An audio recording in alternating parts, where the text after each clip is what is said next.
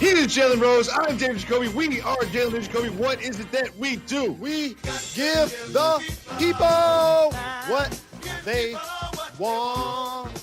Jimmy Butler shot down Giannis and the Bucks. Jamal Murray is on fire, but we start with CP3 and the Thunder. It looked like they were going home until Chris Paul took over in the final stretches of the game. Jalen, what do you think about CP3's performance last night? One word to describe CP3 and his performance, not only in last night's game, but throughout his Hall of Fame career: champion. He's the exact embodiment of a player, along with Jimmy Butler, of why I hate stats. Because so many people don't watch the games and look down at the stat sheet, and he's not always over 25 points, or he's not always over 15 assists. He doesn't give you these arcade numbers all of the time. So it's easy to diminish his career by saying, oh, he hasn't won a championship yet. Now, there has been some times where he's flamed out in the playoffs, and his squads in particular made some turnovers late in games. But constantly, he's found ways to be not only clutch. I remember that game winner against the San Antonio Spurs, but also spiteful. Anytime you get traded from a squad, Jacoby, not only do you want to do well and outplay expectations like OKC did this year, but you want to knock them out of the playoffs. You want to knock them out of the playoffs. And they go into game 7 against a Rockets team that traded him for Russell Westbrook, who he outplayed in that game. I know he's feeling real good about himself. He's going to feel great if he's able to eliminate the Houston Rockets. Spiteful is the right word. After the game, he just said, clutch moments, some people aren't built for this. And if you pull up the clip of who he's staring down in the waning seconds of that game, shooting free throws, he's looking right at James Harden. And when he says that some people aren't built for this, that's exactly who he is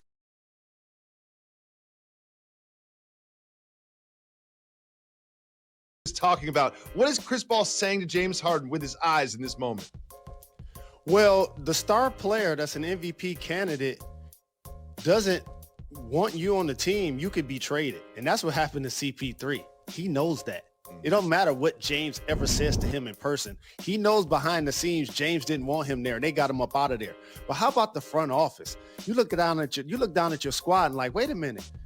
We traded what to get Russ? Okay, got it.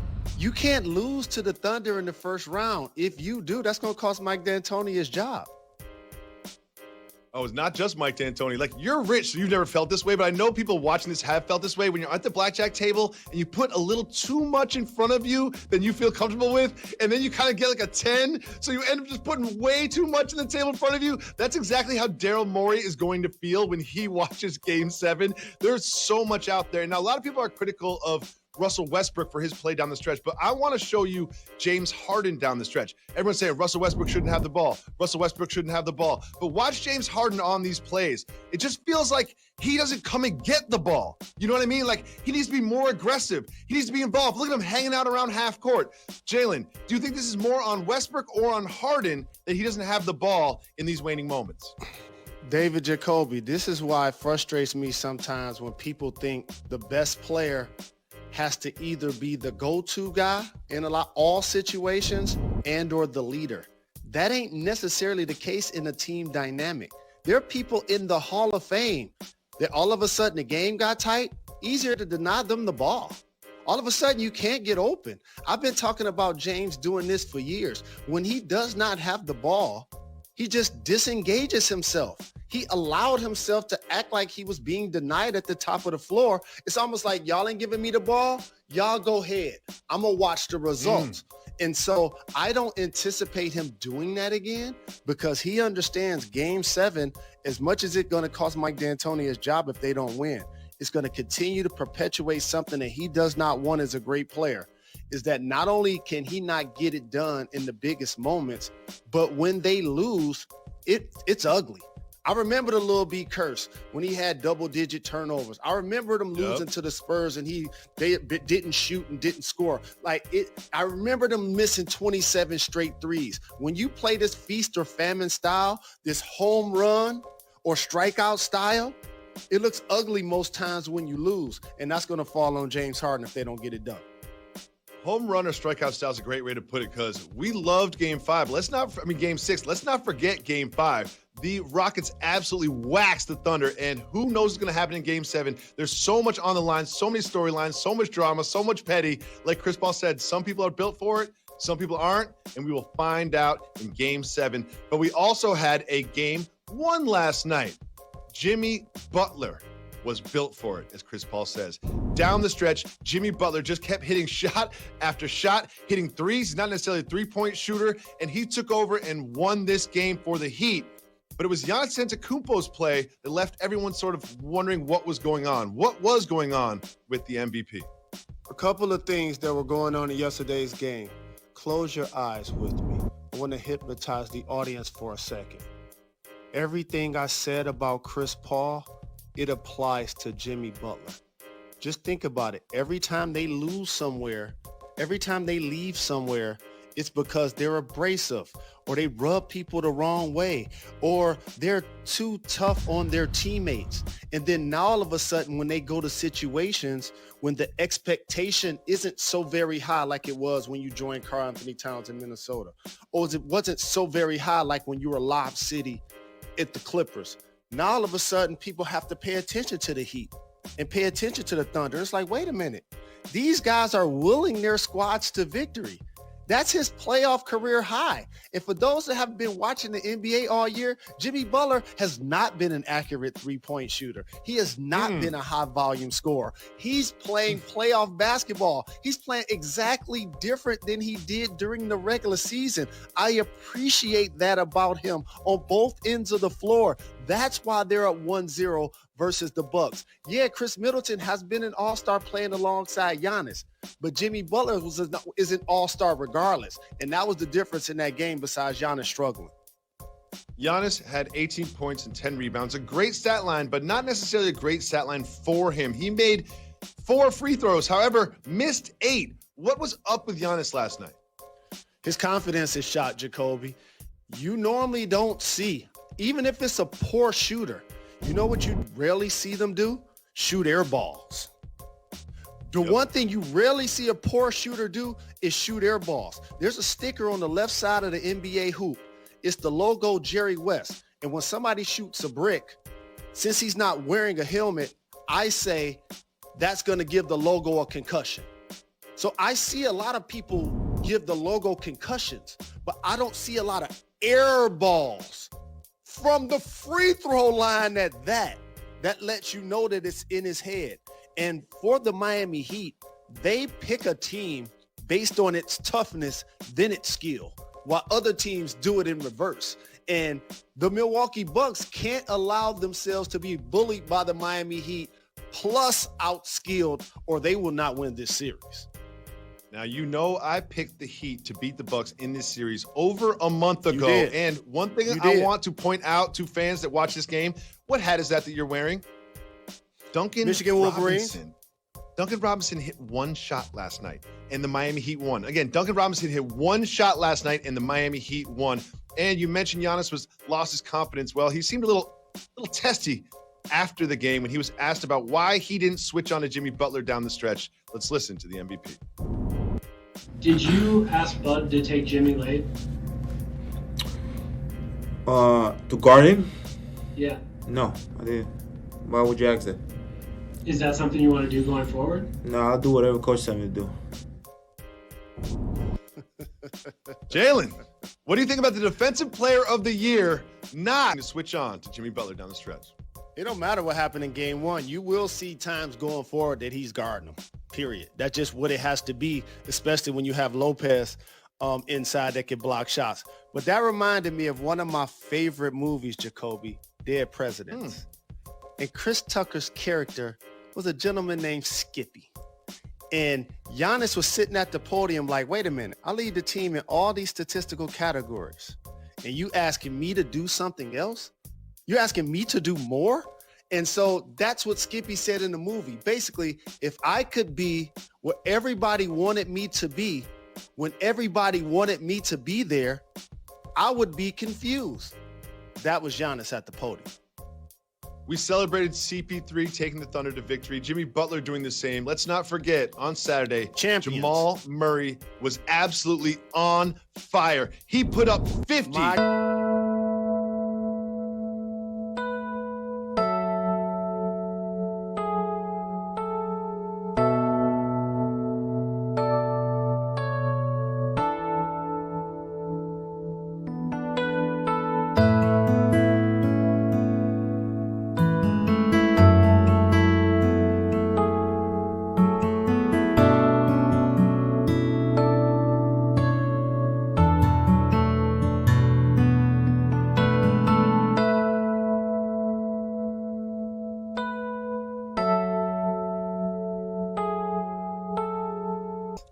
Got to shorten the rotation. There's too many people. I'm seeing too many last names in and out of the game. But here's what's happened. Do you remember last year? It was the Joker. It was the Joker season. The Nuggets win as far as he would take them. Now, he's sort of taking a backseat to Murray, and it's working out for them right now. But Jalen, one thing I want to play for you, which is extremely important, is after Murray's 50-point performance, he had to do an interview immediately, and he was tired not just from playing the basketball game, but from much more.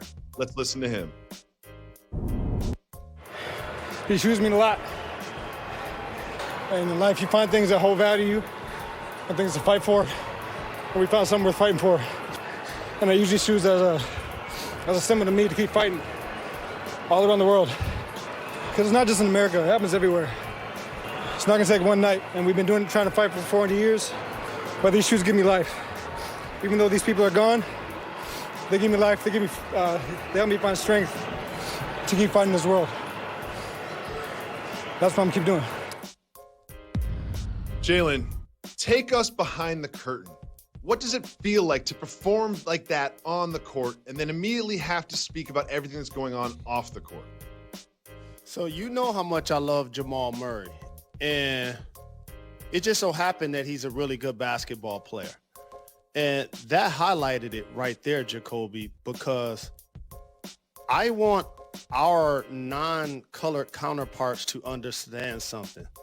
Every day we roll out of bed, we need to compartmentalize social and systemic racism in order to just function that day. And so I appreciate and applaud him enlightening the audience and bringing awareness to George Floyd being murdered by officers after somebody put a knee on his neck for 8 minutes and 46 seconds. Breonna Taylor, she was in the bed sleep, Jacoby. Tamir Rice was playing with a toy gun at the park at 12 years old. And so these circumstances, unfortunately, continue to happen. But as Black people, we must realize that we're not going to change it overnight. And like I keep saying, it's field position. It's field position. That's all this is about. We're going to get 1 or 2 first downs and punt. We're going to get 3 or 4 first downs and punt. But we're not going to be discouraged. It is time for News That Matters.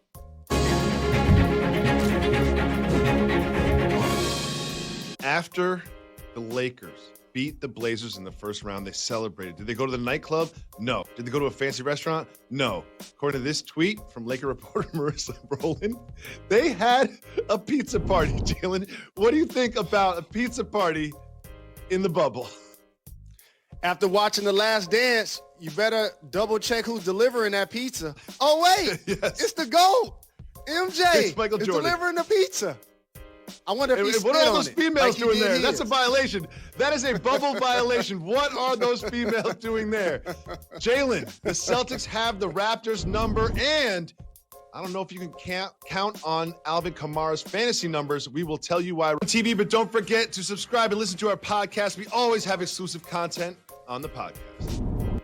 Welcome back to Jalen and Jacoby. Jalen, it is time for the segment where you decide what we discuss. It's Keep It Moving. Woo, Tang, If Woo, Tang. you want to discuss the topics that hit the breaks. If not, we'll keep it moving. Jalen, the Raptors just can't beat the Celtics. Hit the Keep brakes. moving or hit the brakes. The Raptors are 11-0 against all other teams in the bubble, but 0-2 against the Celtics, who just have their number. What is it about the Celtics that stumbles the Raptors? Round 2 in the East is about matchups, and the Celtic team matches up really well with the Raptors, who play a lot of miscellaneous lineups and rely heavily on Pascal Siakam, who struggled in the first game with foul trouble. It's important for he and Fred VanVleet to be not only productive players, but efficient players in order for them to beat these Boston Celtics, who are currently playing without Gordon Hayward, especially if you're not going to slow down Tatum, who's been terrific so far in the bubble. Jalen, I have some extremely important information for your fantasy football draft. Keep moving or hit the brakes. The brakes. Like most of us, Alvin Kamara has decided that he's going to work from home during the Saints training camp, apparently because of a contract dispute. What do you think? Well, I think he looks around and say, okay, Drew Brees makes this. Michael Thomas makes that.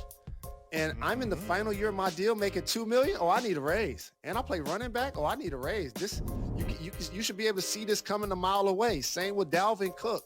It's going to be interesting to see how those situations play out. I hope that they'll both be on the field, or neither of them will be on my fantasy team. Moving on, Nick Saban played his part in the fight against social injustice. Keep moving or hit the brakes. Hit the brakes on this.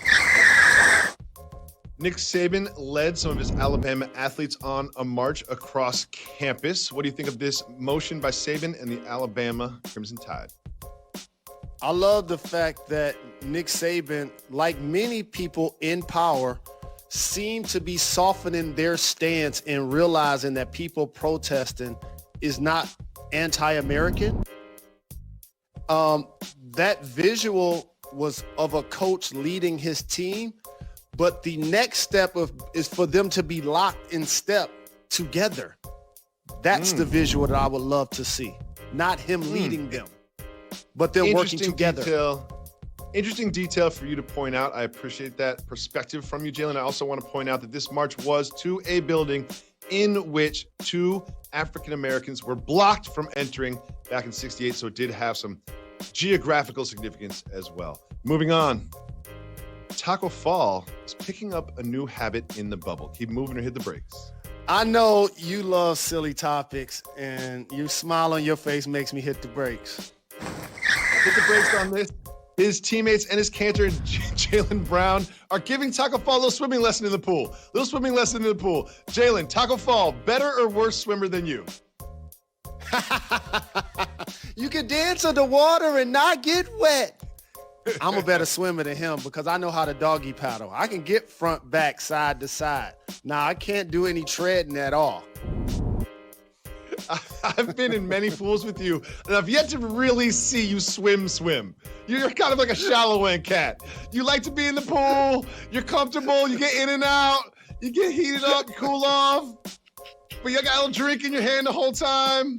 I've never really seen you in the deep end. Never really seen that. Never seen you jump in. You know, I feel like you can do it if your life depended on it, but you're not really out there, Michael Phelpsing when you're at the pool. Oh, no, dog. When I was trying to learn to swim when I was young, between in my uncle's backyard, rest in peace, Uncle P, and realizing what some of those individuals were doing inside of the water, in the backyard pools, during the bookmobiles, or at Belle Isle, and some of these guys were my friends, and I knew that they were doing nasty things like peeing and doodling on themselves while they were in the water, I was like, I'm good. I am not trying to open in my eyes in that water. And that's where it started. Everybody pees in the pool. Nobody